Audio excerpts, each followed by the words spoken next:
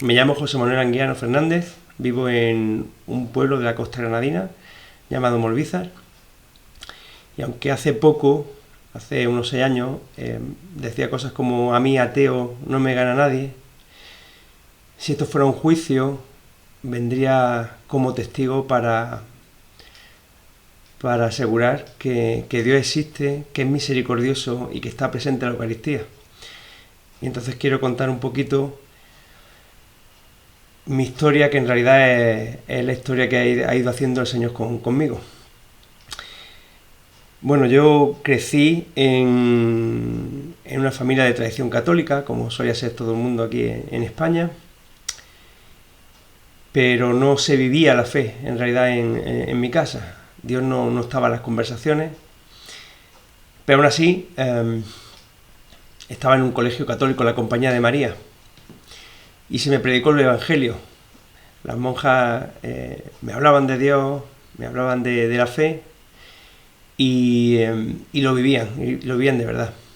Y en esa época, pues yo creo que ahí sí creía, tenía algo de fe, pero luego en casa, pues pues no íbamos a misa, no rezábamos ni nada. Posteriormente me enteré que mi madre había tenido un pequeño percance, porque después de perder 2 hijos, por lo visto no sé qué fue lo que le dijo un sacerdote, y ni si fue acertado o no, pero a mi madre no le sentó muy bien y se apartó por un tiempo de la iglesia, y ese fue el periodo en el que yo empecé en esta vida. Pero a partir ya del instituto, pues empezó la normalización del pecado, empezaron a llegar nuevas ideas, nueva ideología, empezaron muchas críticas hacia la iglesia que nadie era capaz en mi entorno tampoco de rebatir. Y bueno, me seducía bastante, sobre todo porque tengo mucha soberbia, y esa soberbia me hacía confiar muchísimo en mí mismo y en mi razón. Entonces todo lo que no pudiera yo explicar a través de mi razón lo rechazaba como falso. Entonces abracé el ateísmo en pocos años, y además intenté ser consecuente. Yo estaba convencido de que era verdad, ¿no? Y yo intentaba seguir a mi idea y vivir conforme a mi idea. En ese momento era ateo y vivía conforme a esa idea, ¿no? Por ejemplo, yo pensando que todo es fruto de la casualidad, de que simplemente estamos aquí por procesos no guiados, y fruto del azar todo, pues de repente estamos aquí, somos así. Pues yo no podía, por ejemplo, no era capaz de justificar que la vida de una vaca valiera menos que la vida de un ser humano. Entonces, al no poder justificarlo y ves que sufre tal, pues por ejemplo decir, oye, me hice vegano, ¿no? No voy a consumir ningún tipo de producto animal. Yo no digo que sea verdad, mentira, no nos ponemos, pero yo no era capaz de justificarlo así. Entonces era un ejemplo de cómo intentaba ser coherente con mis pensamientos. Y bueno, yo dentro de eso había conseguido todo lo que quería. Yo me había construido todas las normas morales y todo que podía haber en mi vida, y todo lo que yo iba queriendo lo iba consiguiendo, y en principio era una persona pues feliz, y que tenía todo, ¿no? Todo lo que había querido lo tenía, ¿no? Había estudiado, vivía en el campo, que en el que estamos ahora, tenía una mujer maravillosa, y unos hijos espléndidos, con salud, y no nos faltaba de nada, ¿no? Económicamente tampoco estábamos mal. Y lo digo porque muchas veces yo, cuando en ese momento, para mí que todas las religiones eran iguales, todo era un engañabobo, pues las explicaciones que yo daba, con mi soberbia, porque siempre yo daba explicaciones de por qué pensaba la gente lo que pensaba, por qué vivían o sentían lo que sentían, yo le podía dar una explicación sin escuchar bien, desde mi cosmovisión, ¿no? pues muchas veces decía, bueno, es que están mal, ¿no? Están pasando un momento malo y necesitan autoconvencerse, buscar un amigo imaginario, buscar que después va a haber otra vida en las que van a estar mejor porque esta no lo aceptan y cosas así, ¿no? Esas eran mis explicaciones. Entonces yo no estaba en esa situación, desde luego, pero sí que es verdad que llegó un momento en mi vida que había planificado tan bien, en el que me he dado cuenta de que no tenía plenitud. Y eso fue un palo de humildad. Y hubo varias cosas así en las que... porque claro, como yo me lo había construido todo a mi capricho o con mi idea, si no funcionaba, me había equivocado yo, ¿no? Entonces empezar a reconocer que uno está equivocado cuesta. Pero Dios me dio la gracia, ¿no? de poder ahí empezar con un poquito con humildad, que me parece que es la esencial para poder acercarte a la verdad. Y no solo eso, sino que conforme iba, a mí me gusta mucho formarme también bueno, ahora ya en otras cosas, pero en ese momento todo tipo de materias, de historia, política, biología, filosofía, cosas así, y con la capacidad que tenemos ahora también de escuchar catedráticos a través de las redes y cosas así, pues me gustaba formarme, y me iba dando cuenta que muchas ideas que yo tenía, que había dado por supuestas durante el instituto, o incluso en la universidad a veces, pues estaban mal. O no sé, por ejemplo, yo cuando estuve estudiando Historia y Ciencia de la Música, cuando tenía que estudiar historia de cosas de la Edad Media, me he dado cuenta que la Edad Media, tal y como está en el imaginario colectivo, a través de películas o cosas que se van diciendo también en los colegios, los libros de texto, no tiene nada que ver con lo que yo me encontraba, ¿no?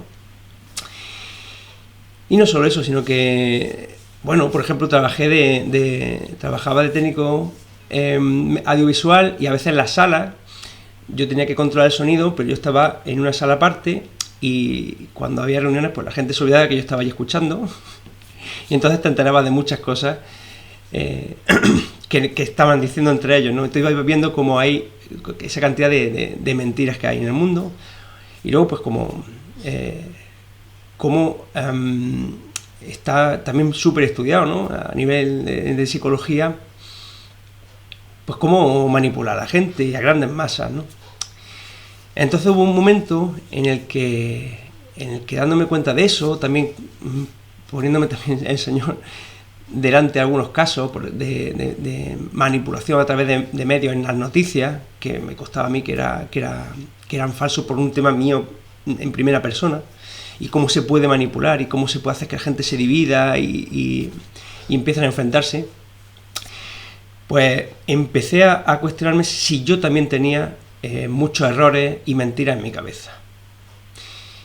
Y entonces quise poner a prueba mis grandes convicciones. Porque también me di cuenta de que yo, siendo muy ateo, una cosa que me daba sarpullido es que tuve que reconocer que yo tenía fe.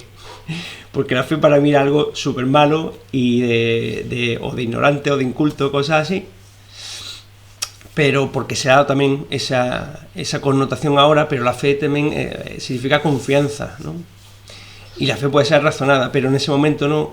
Pero me di cuenta que al final yo también tenía fe, necesitaba, y es una cosa válida para tener conocimiento, pero cuando quieres seguir, pues no puedes conocerlo todo por un conocimiento directo de tu experiencia propia, ¿no? Tienes que confiar también, pues por ejemplo, si un estudio científico, tienes que confiar en que esos científicos que lo han hecho, pues han sido honrados, por ejemplo, y no han falseado los datos, por poner un ejemplo, ¿no? O incluso cuando hablaba de historia, normalmente nadie va a fuentes primarias a comprobar si eso que viene en un libro de texto o en un libro de un historiador es verdad. Y puede ser bueno, pero la cuestión es que empecé a desconfiar de todo, porque me iba dando cuenta de que había muchas mentiras, y llegó un momento en el que dije, voy a desaprender todo, no me fío, sobre todo cuando puse a prueba mi cosmovisión en cosas que no ponía. Por ejemplo, con la iglesia era muy crítico, con la religión, y le pedía muchas pruebas, etcétera, pero luego vi que tenía también una doble moral y que no ponía de esa forma a prueba a cosas que yo daba por supuestas. Cuando me puse a hacerlo así, con ganas de no de tener razón, sino de conocer la verdad, y me daba igual un poquito dónde me llevara, pues me di cuenta de que se derrumbó todo mi sistema de esas creencias, de mi visión del universo, de la vida, de todo, se vino abajo. Y me puse entonces a intentar aprender muy lentamente, no dar por cierto nada que viniera de ningún libro, de ninguna persona, nada. Solo iba a aceptar como verdad lo que yo conociera por conocimiento directo, no me fiaba de nadie ya. Y era también por un poco sentido de responsabilidad, porque yo tenía 3 hijos en ese momento y quería vivir y enseñarle a mi hijo conforme a la verdad. Porque sí que, aunque tenía en el momento esa idea de todo de verdad absoluta, todo son relativas y ese tipo de cosas, pero en el fondo sí que creía que había una verdad. Y entonces, pues yo dije, voy a intentar averiguar cuál es la verdad, a donde me lleve, pero que por favor pensé que no sea el catolicismo. Y pensé que por favor no sea el catolicismo por varias razones. Una, porque si esa era la verdad, yo la había estado despreciando, había estado viendo en contra de ella, entonces yo no me apetecía nada que el catolicismo fuera verdad. Y incluso, bueno, lo intentaba rechazar, ¿no? Me iba encontrando con personas, por ejemplo, Erin Pitze, ¿no? Una mujer que ha hecho unas labores maravillosas con personas que sufrían violencia y eran cristianas, y cuando me la encontraba tal, pero me iba para otro lado, ¿no? Intentaba evitarlo, no quería que Dios fuera el Dios del catolicismo, además porque pensaba en ese momento que Dios me iba a amargar la vida, que como yo me la había construido, iba a estar yo mejor, ¿no? Entonces, con esos prejuicios, tenía muchos prejuicios sobre Dios, muchos prejuicios sobre la Iglesia, pues no quería que fuera verdad. Entonces empecé una búsqueda muy lenta, tan lenta, y con un vacío tan grande, al ver que era mentira en lo que yo me apoyaba, que yo, que tengo colon irritable, pues tenía un dolor perenne en el estómago día y noche. Y fue una búsqueda en solitario. Y entonces empecé a escuchar a la gente y a escucharla de verdad, ¿no? No a que cuando me cuenten algo yo ya estoy pensando en mi reacción, en lo que le voy a decir, ni si es verdad ni es mentira, sino simplemente a escuchar a la gente. Entonces la gente sabría muchísimo más y me contaban muchas cosas que normalmente a lo mejor no me contaban. Y veía que se me escapaba, que era algo más de lo que yo estaba, lo que había dado por supuesto, ¿no? Y entonces empecé a abrirme a través de por ejemplo, de apologetas, sobre todo protestantes, de filósofos, incluso de biólogos. Empecé a abrirme a la posibilidad de que pudiera haber un Dios creador. Pero antes de llegar a ese punto, quiero contar que en esta vida que yo tenía, ¿no? Pues yo pensaba que como la vida no tenía sentido, se lo tenía que dar yo, tenía que darle algo, ¿no? Y era pues la búsqueda de placer, desordenada. Entonces era, por ejemplo, la comida, y hincharme a comer, y comer muchísimo, y he tenido problemas incluso por eso, problemas médicos. Y luego, por ejemplo, también a través del sexo, ¿no? Y entonces, bueno, pues yo tenía, a los 20 y pocos, tenía planificado pues irme por varios países, y de fiesta en fiesta y de flor en flor. Y bueno, en ese devenir conocí a la que hoy es mi esposa. La conocí en una fiesta y luego pues fui a verla a su país. Ella es alemana, y cuando fui a verla en verano, pues la dejé embarazada. Y bueno, habíamos hablado que, bueno, si eso podía llegar a pasar, pues que abortaba y ya está. Para mí, eso es un cúmulo de células sin conciencia, sin nada más, como puede ser, no sé, un gusano o menos, y yo no tenía ningún problema.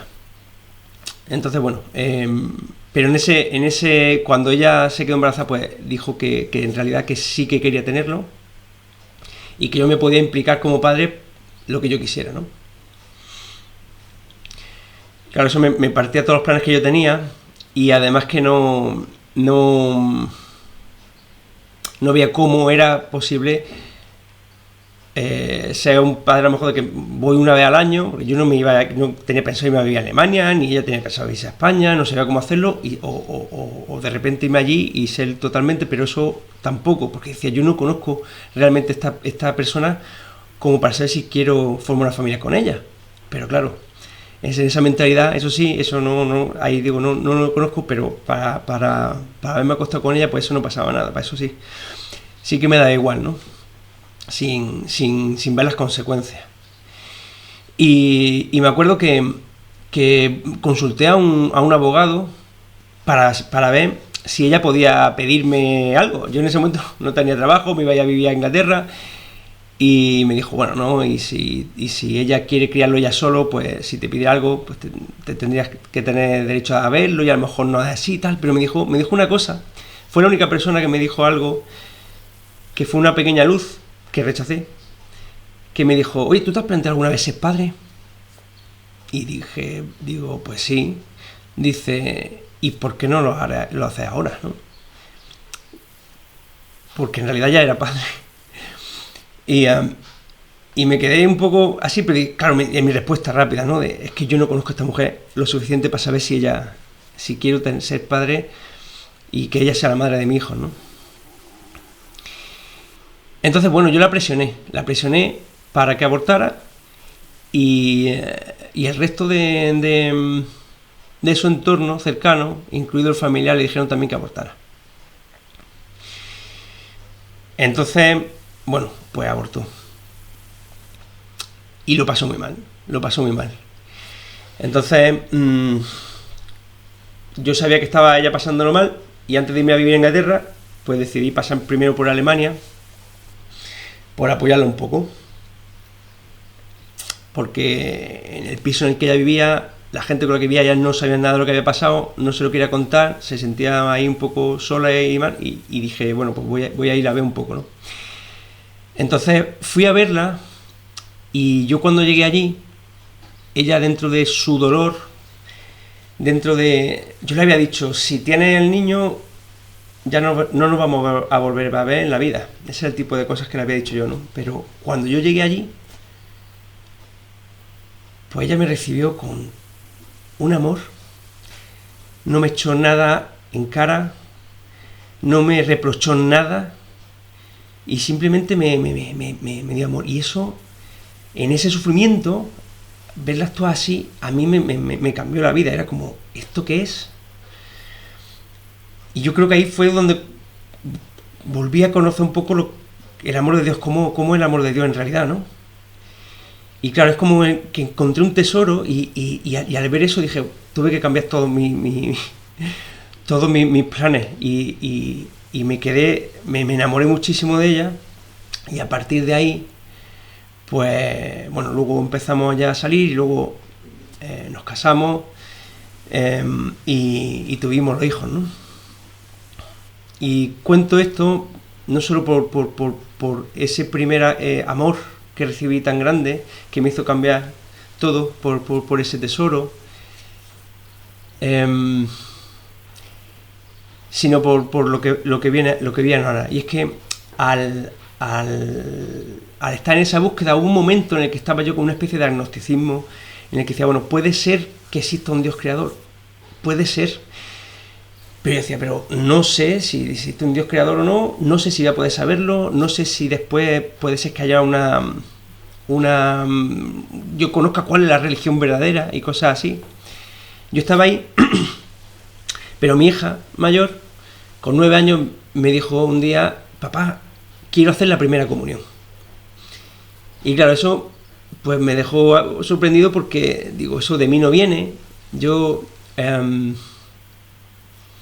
me acuerdo que un día ella estaba en religión, en el colegio, vino un día y dice, hemos estado hablando de la resurrección, ¿no? Y dije yo, eso es mentira.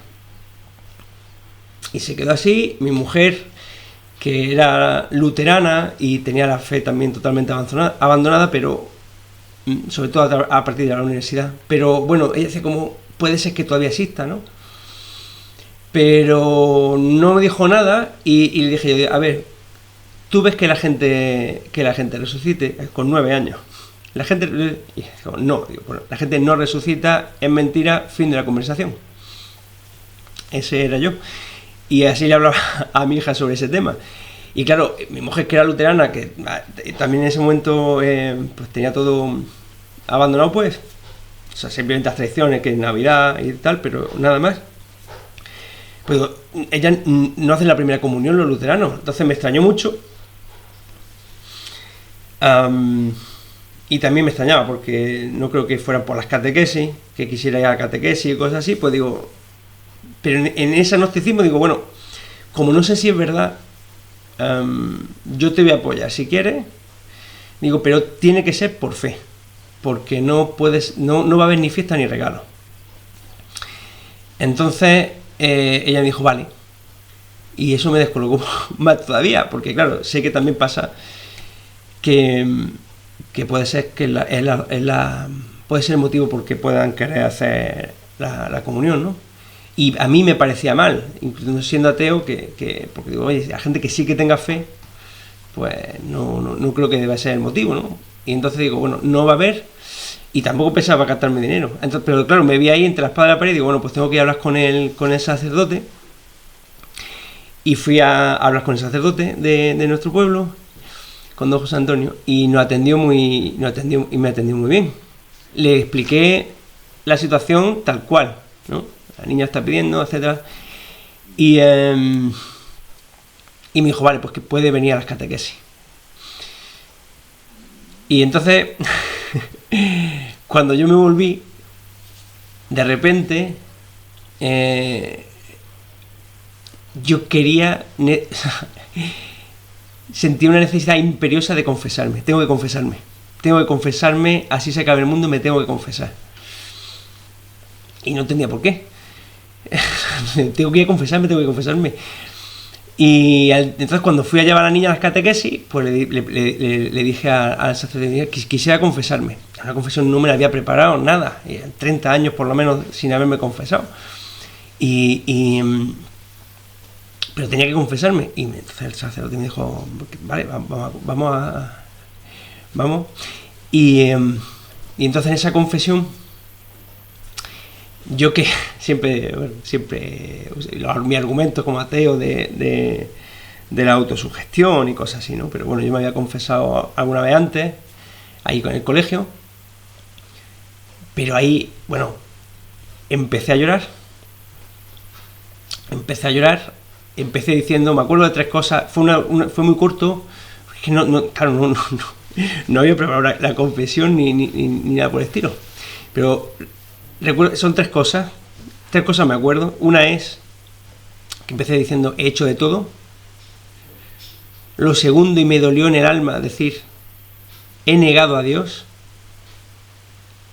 Y podía haber dicho, lo he despreciado perfectamente, pero solo con decir he negado a Dios me dolió el alma mientras lo estaba diciendo.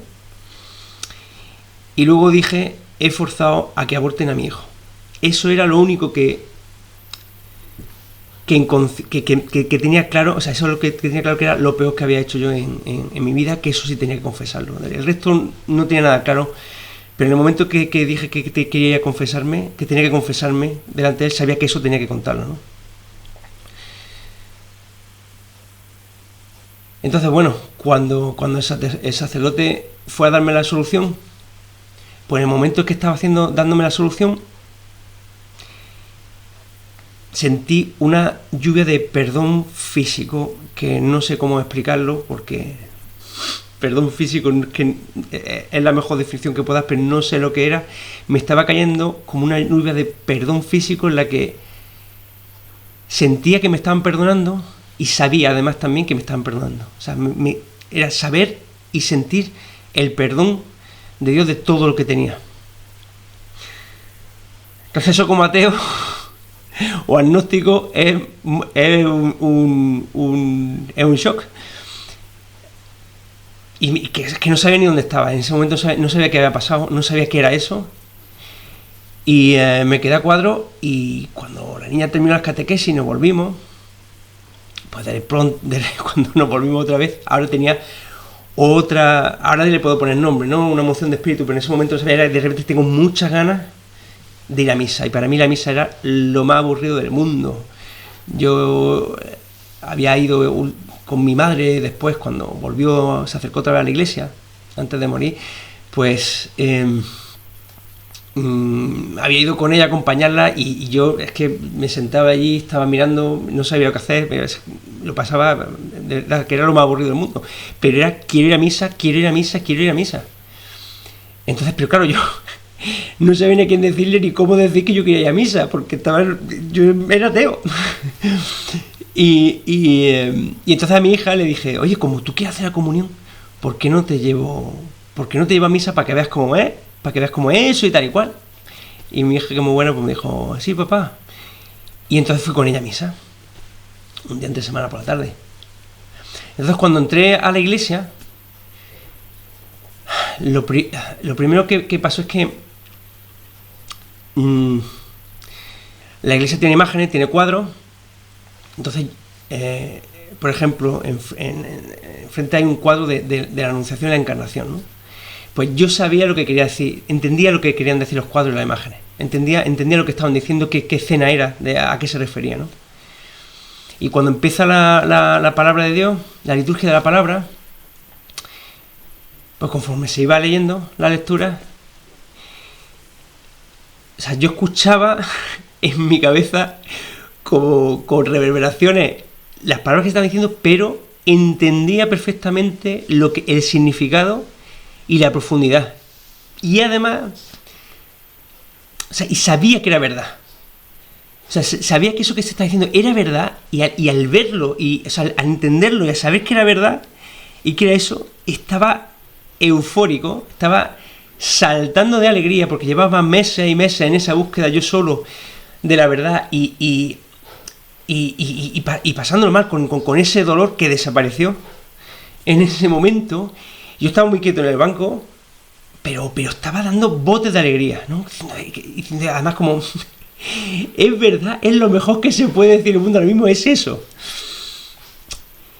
Y lleno de alegría, ¿no? Y conforme llega la liturgia eucarística, pues bueno, yo estaba allí, y además recién confesado, y sin pensar nada, yo fui a comulgar. Entonces, cuando fui a comulgar, pues cuando el sacerdote puso la hostia consagrada en mi lengua, sentí una explosión de amor del pecho hacia arriba, y como un calor que no quemaba, pero tan grande que no podía soportarlo, y empecé a llorar, sintiendo ese amor tan inmerecido en ese momento, que era como, lo que pasa es que es muy físico, ¿no? De sin reprocharme nada, sin pedirme cuenta, tan grande, ¿no? Que eso, empecé a llorar. Me fui para el banco donde estaba mi hija, y mi hija vio a su padre por primera vez llorando, y más de esa forma, y mi hija se asustó, ¿no? Papá, ¿qué te pasa? Y digo, no lo sé, pero tú tranquila, que es bueno. Y se quedó tranquila, y yo me quedé tranquilo. Yo no sé ya si el resto de la misa ni escuché nada más, ¿no? Porque estaba, claro, si lo de la confesión me había dejado en shock, eso ya me remató, ¿no?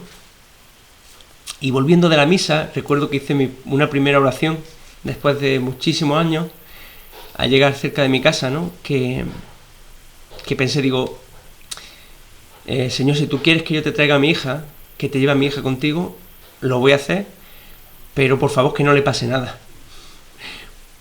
Porque en ese momento pues yo pensaba, no sé, tenía todavía mucho prejuicio en la cabeza, ¿no?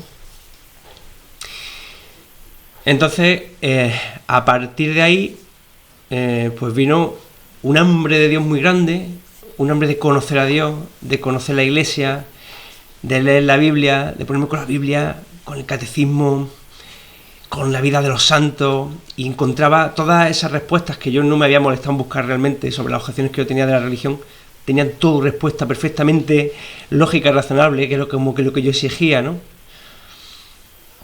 Y además me vino esto justo cuando yo había renunciado a ciertas pruebas. Yo sabía que a lo mejor, yo quería encontrar la verdad, pero sabía que a lo mejor una prueba, algo como esto no podía exigirlo, ¿no?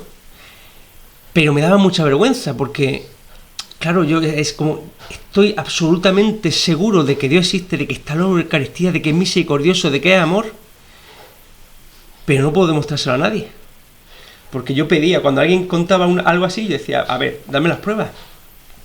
No me las podían dar y yo tampoco podía dar esas pruebas, entonces me daba vergüenza, no se lo conté a nadie durante meses, ni siquiera a mi mujer. Pero como sabía que era verdad y ya había estado investigando y había razones y argumentos filosóficos y hasta científicos, históricos de que era verdad, digo, bueno, voy a ponerme a estudiar eso también, porque ahora a lo mejor si me llama un amigo y me dice algo y digo, mira, el domingo es que no puedo ir porque voy a misa, porque ahora soy católico apostólico romano, viva el Papa, viva. Y claro, tenía que poder dar una razón de por qué, ¿no? Porque me daba vergüenza contar mi experiencia, esto que estoy contando ahora, ¿no? Eso me costó mucho contarlo la primera vez. Y decidí contarlo la primera vez justamente para... Pues primero para dar testimonio de que la Eucaristía es verdad, que no es un símbolo, de que Dios existe, y luego porque me pasó otra cosa también.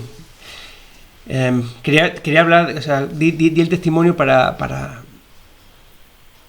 hablar de la misericordia de Dios que había tenido conmigo, de que era testigo de su misericordia, de su amor y de la Eucaristía que estaba ahí, ¿no? Y durante los 2 primeros meses, cada vez que iba a comulgar, el domingo, iba solo los domingos en ese momento, me pasaba el resto con la liturgia de la palabra, etcétera, eso no. Pero cuando comulgaba me pasaba lo mismo. ¿Cómo tenía que tener yo el corazón de duro para necesitar al Señor mostrarme eso varias veces? Y yo ni la conté, ¿sabes? Porque decía, bueno, pues esto sea normal, cada vez que venga va a ser así. Pero en un momento en el que paró, ¿no? Y durante esos 2 meses tuve una misericordia enorme, que yo creía como, qué maravilla es ser cristiano, porque y en realidad era una gracia muy grande, ¿no? Porque no era capaz de juzgar a nadie, de pensar mal de nadie. Si alguien me hacía algo malo, hasta con el coche, con el tráfico, yo decía, no pasa nada, Señor, no se lo tenga en cuenta, yo también he hecho cosas así, tal y cual, no era. Y eso fue una de las cosas, por ejemplo, que mi mujer la mosqueó mucho, ¿no? Porque claro, ver a un ateo salir y verlo rezando el rosario de rodillas, pues ya le decía, ¿esto qué es, no? No podía decir que me había lavado la cabeza a nadie, porque todo esto había sido todo aquí, en casa, no me reunía con nadie ni con cosas así. Pero claro, decía, ¿esto qué es? Pero las cosas externas como eso, o yo que era un hedonista que buscaba el placer, verme hacer ayuno a pan y agua, pues decía, aquí pasa algo. Pero sobre todo lo que le llamaba la atención eran temas como tener esa misericordia tan grande, esa piedad tan grande, que no era mía, que yo me creía que le iba a tener así siempre, y no la tengo ya así. Eso fue una cosa, veo una transformación interna. Y luego también en ese momento yo no me llevaba bien con mi hermana, y por ejemplo eso, ¿no? O sea, me daba igual que las razones, ¿no? Me da igual, yo quiero pues saber de mi hermana, estás con ella, etcétera, etcétera, olvido todo, pero todo da igual, que tenga razón, que no me da igual, pero es como, yo quiero volver a estar con mi hermana, a unirme, y eso a mi mujer también pues le llamaba mucho la atención, ¿no? O una adicción que pareció desapareció de la noche a la mañana. Entonces todo junto, mi mujer hizo que de vez en cuando, y yo que hablo mucho, estaba conteniéndome, porque sé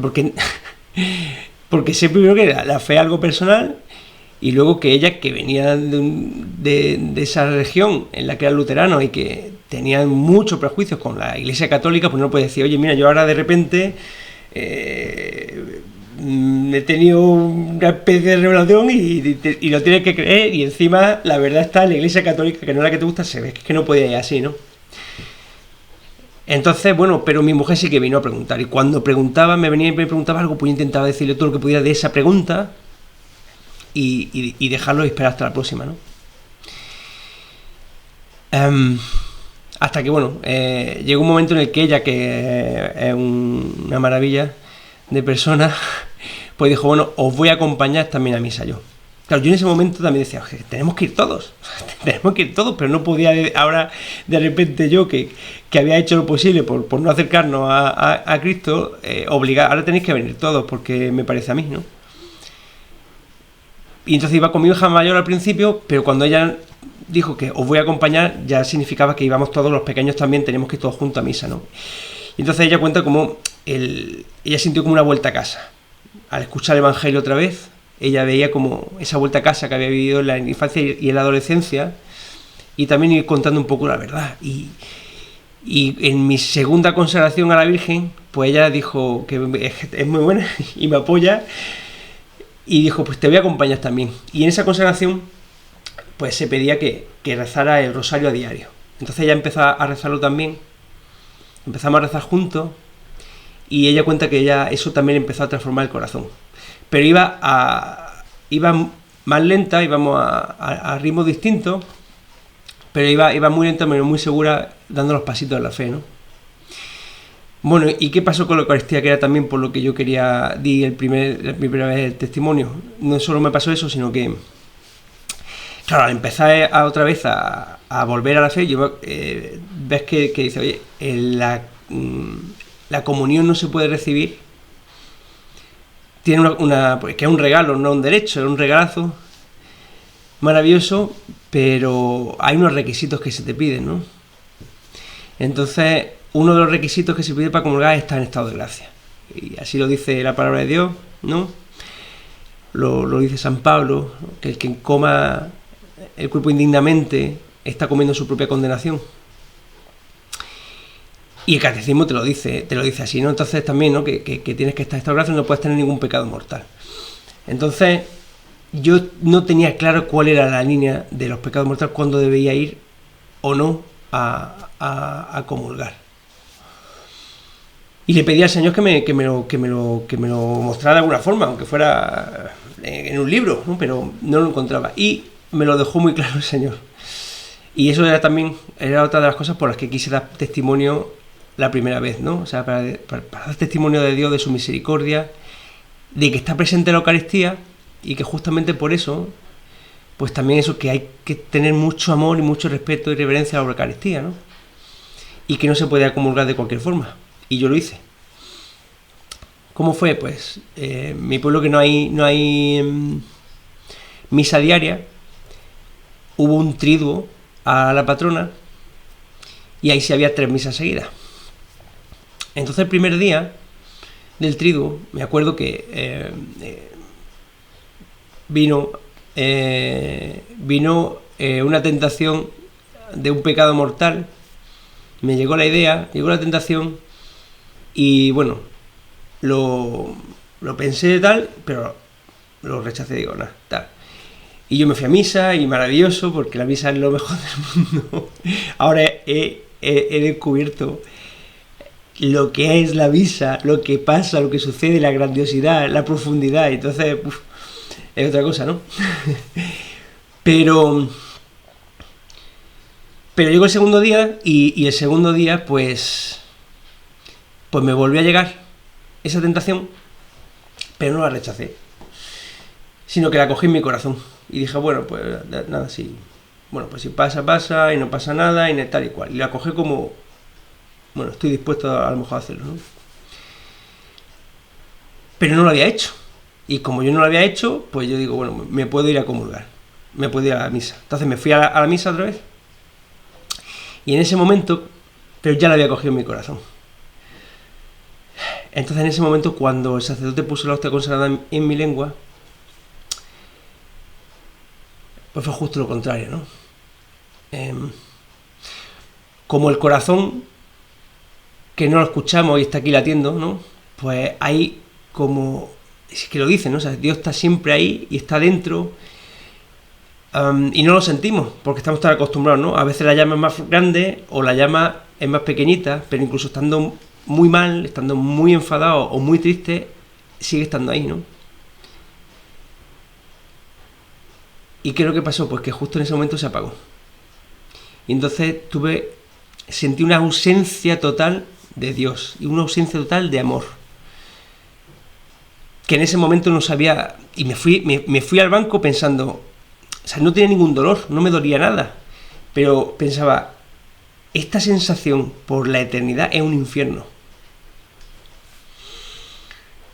Y luego haciendo ejercicio espiritual ignaciano, online, que lo hice con el IBE online, pues hablaba, en la meditación del infierno, hablaba que Santa Faustina Kowalska lo visitó y conoció las siete penas del infierno, y la primera era ausencia total del amor de Dios. Y dije yo, eso es lo que yo he sentido, eso es lo que yo he sentido. Y entonces, claro, di testimonio justamente por la Eucaristía, la primera vez, y lo vuelvo a dar ahora también aquí, sobre todo eso, en la misericordia de Dios, en la Eucaristía, los sacramentos, en la verdad, en la Iglesia, para darle gloria a Dios, espero. Y entonces,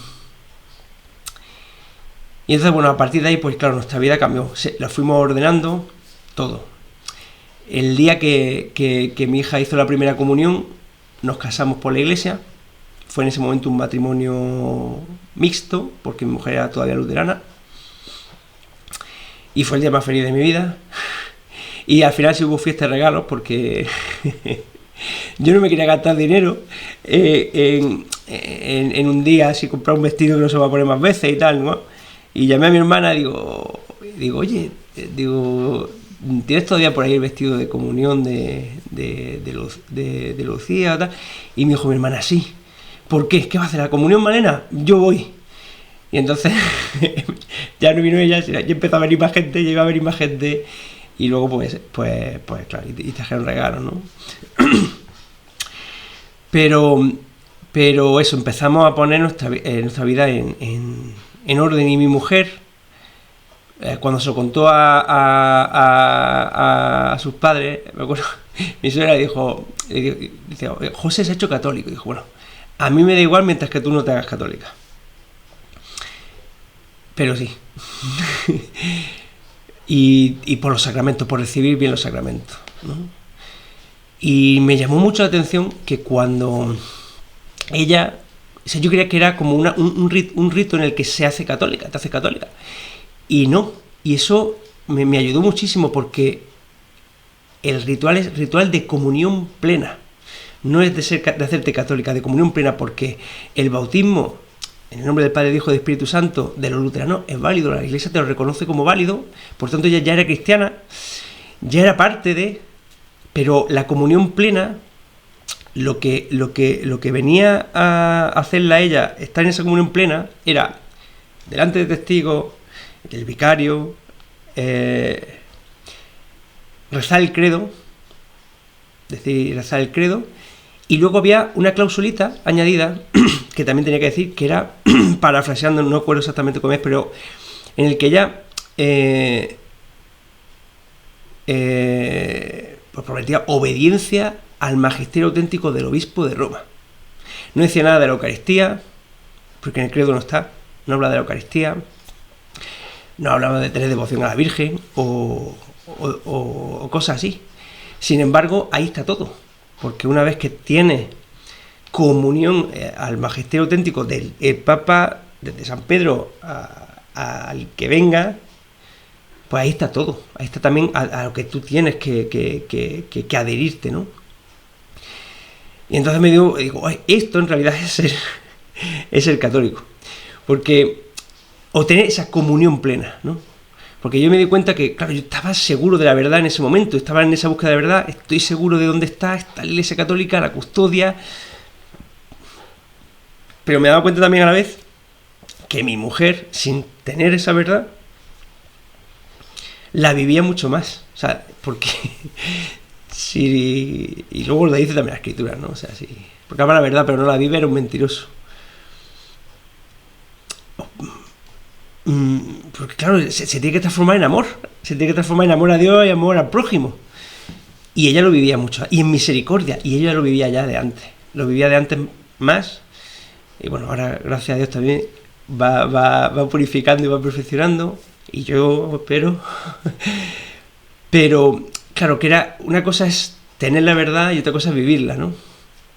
Pero también me abrió mucho la mente para tener también esa mentalidad ecuménica y de considerar de verdad,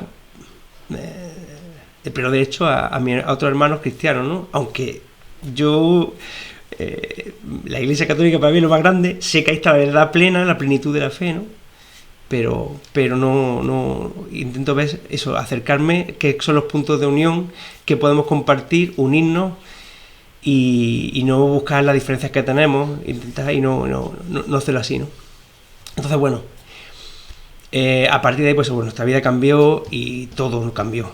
Y yo hoy mismo venía con mi mujer diciendo, dándole muchas gracias a Dios por poder poner a Dios en el centro de todo nuestro día, ¿no? De empezar el día rezando el rosario, yendo a misa y tener, bueno, y antes, habiendo rezado antes, pero el poder estar hablando de la palabra de Dios y de ese, durante todo el día. Puedo hacerlo con mi mujer porque eso también es un regalazo brutal, ¿no? Y eso llevarlo a los niños, ¿no? Que lo vean y que las decisiones que tomamos sean conforme a la voluntad. Cuanto más cerca de Dios estamos, claro, de repente en el matrimonio ahora éramos 3 y cuanto más cerca, y buscamos los dos unirnos en Dios y cuanto más cerca estamos de Dios, estamos también más cerca de nosotros y buscar hacer su voluntad los dos, ¿no? No la nuestra, ya no era por separado, que intentamos siempre también con el otro, pero aquí ya es los dos juntos, unirnos, lo que es el sacramento del matrimonio, a hacer la voluntad de Dios en nuestra vida y en nuestra familia, ¿no?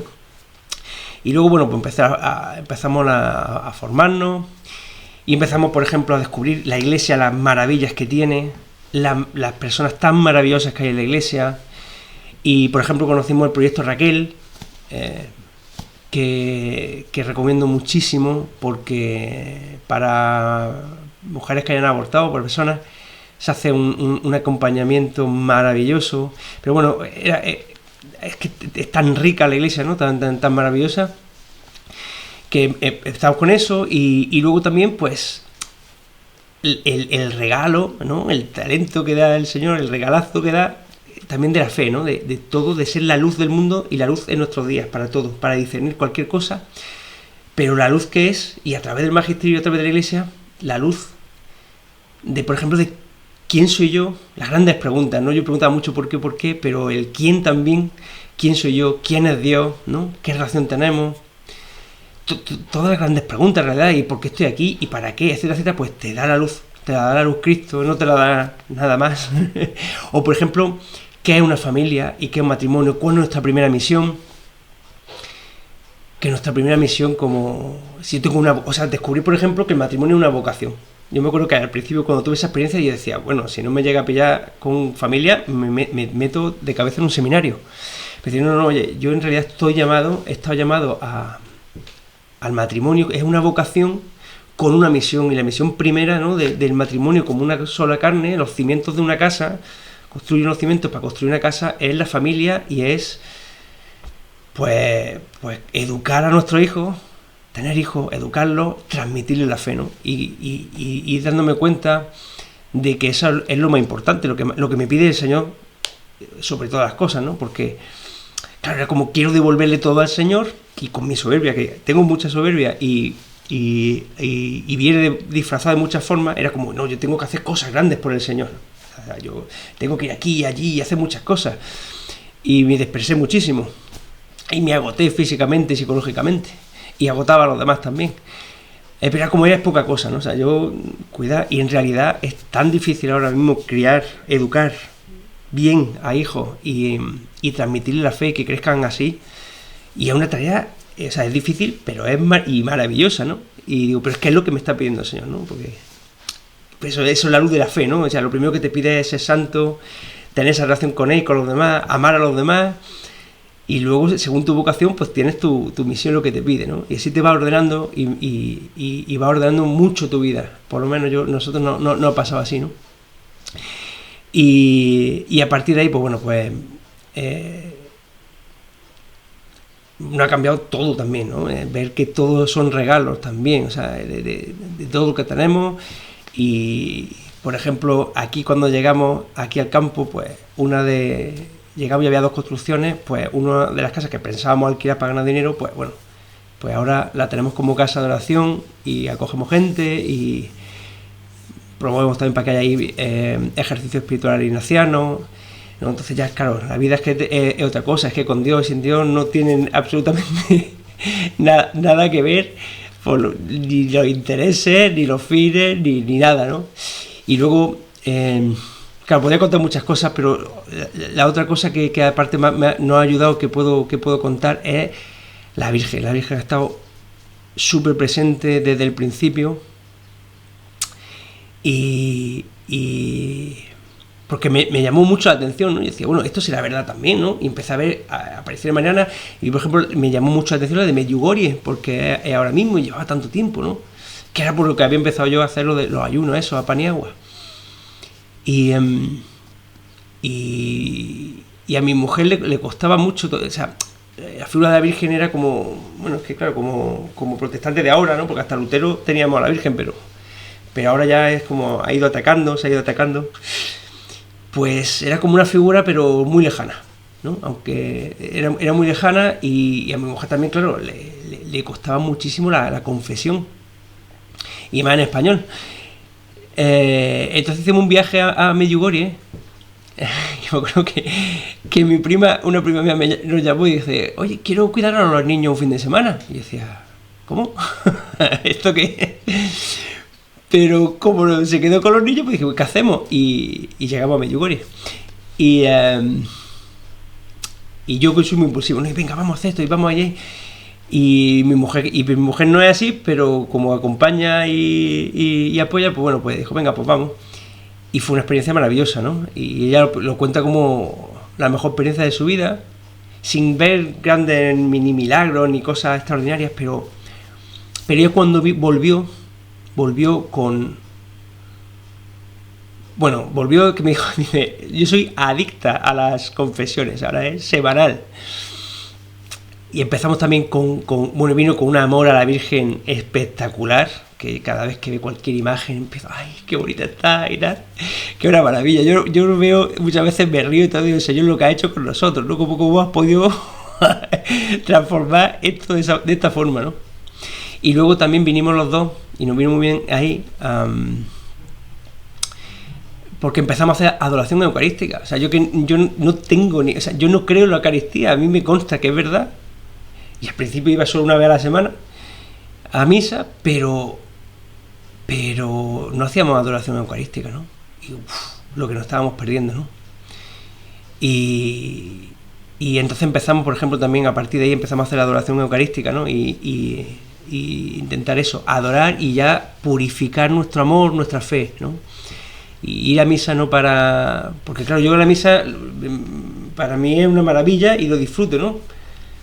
Pero no puede ser, no podía buscarme a mí, ¿no? Entonces empezamos a purificarlo. Yo voy a misa y si un día no tengo fuerza ganas también voy, porque yo lo que voy también es a adorar al Señor y a que me transforme y a que me parta el espíritu, sus palabras, y me enseñe el camino y me dé luz y me alimente de él, porque cada vez me veo más necesitado. O sea, yo antes que creía que era súper autosuficiente y digo, no puedo ni respirar una sola vez más sin que sea por el Señor. Así que bueno,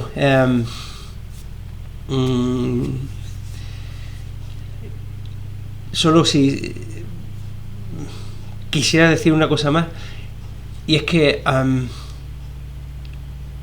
la familia es una cosa increíblemente buena y bonita y maravillosa, que veo que cada vez se valora menos, que los hijos se ven como carga en vez de como regalo.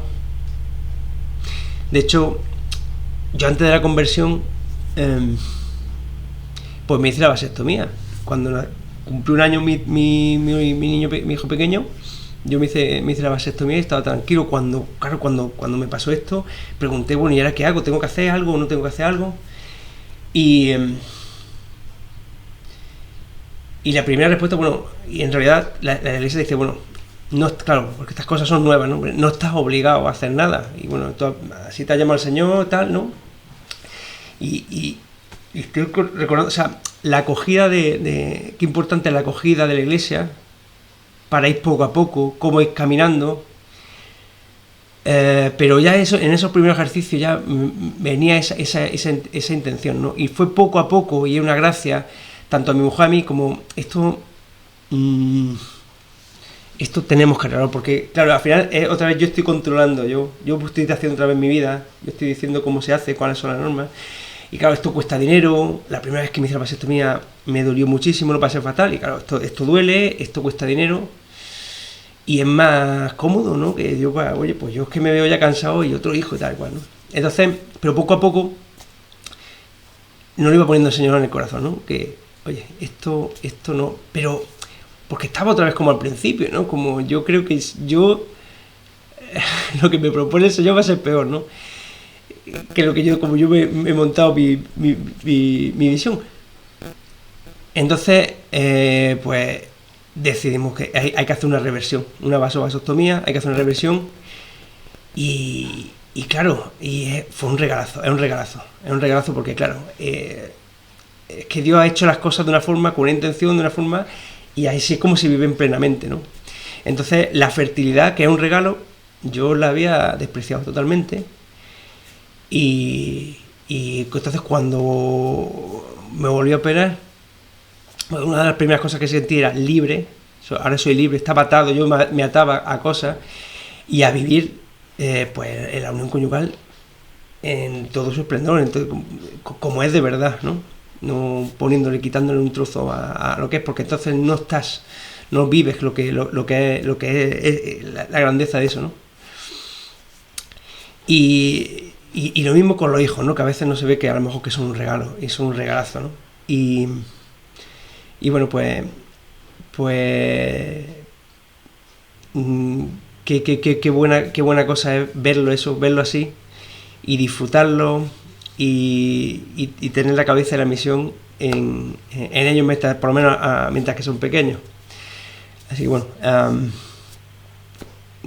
seguro hay muchísimas cosas que me he podido contar, pero no se va a hacer muy largo. Que espero que le haya servido a alguien. Espero haberle dado gloria a Dios, y os mando un fortísimo abrazo, que Dios bendiga a todos y que la Virgen os guarde.